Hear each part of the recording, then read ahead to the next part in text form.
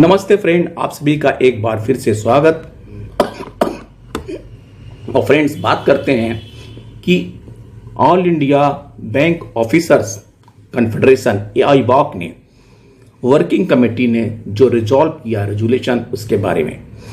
First point is acute shortage of staff, recruitment of regular employ in public sector banks, implementation of 5-day banking, proactive measures for bankers against assaults, scrapping of NPS introducing defined pension scheme, opposition of the DFS directives against performance review and the premature retirement। इसके बारे में इनकी committee में resolve किया गया है ताकि ये इसके ऊपर काम करेंगे। और इस संबंध में IBOC ने एक पत्र IBA को भी लिखा है। उस IBA 13/11 को इंक्लूडिंग द कलेक्टिव स्ट्रगल, उसके बारे में उन्होंने जो अपने एफिलिएट्स को लेटर लिखा, वो the IBOC working committee has decided to embark on a coordinated struggle to achieve resolution of our demands. The following key issues are central to the struggle: urgent need for recruitment of regular employees in public sector banks, implementation of 5-day working in banking industry, proactive measures for the bankers against assaults, scrapping NPS introducing defined pension scheme in banking industry, opposition of to DFS directives of the employees premature and the review premature retirement, unfair labor practices, appointment of employee directors and non-workmen directors on the bank boards. These issues have been persistently raised by your view and the constituents before the IBA and the government, emphasizing the need for immediate intervention. Yet, the lack of the concrete responses has left us no option but to intensify our agitation. We are therefore reaching and to you bring a constituent of the you view to join hands in this fight for justice.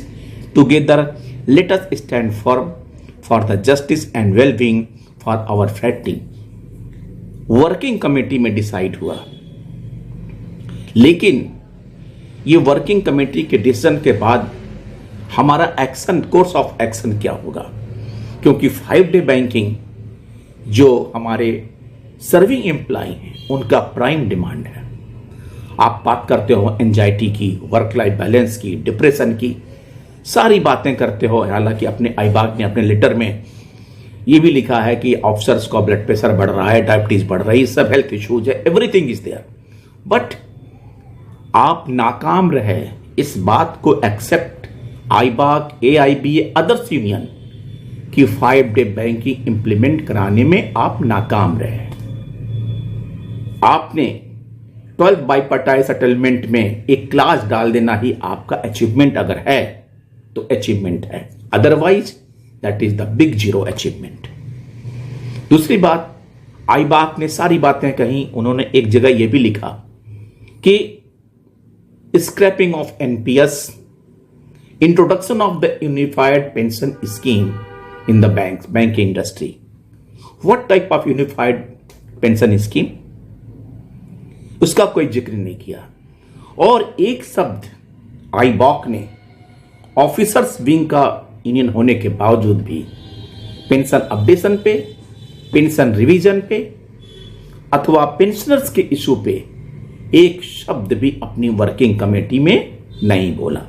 जैसे कि कोई union retirees के साथ दुश्मनों का व्यवहार करती है, एनिमी की तरह।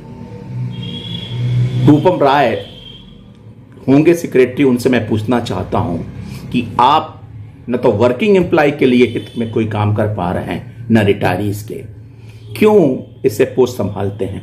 ऐसे नेताओं की क्या जरूरत है बैंक में? अगर उनको प्रताड़ना सही होगा तो मैनेजमेंट उनसे कम प्रताड़ित करेगा, लेकिन अपनी मोनोपोली जना मारने के लिए ये नेता केवल पत्राचार तक सीमित हैं। इसके अलावा इनके पास कोई भी हथियार या तंत्र नहीं है जिससे किसी बैंक एम्प्लॉइज का, बैंक रिटायरीज का कोई हित कर सके। थैंक यू फ्रेंड्स, नमस्ते।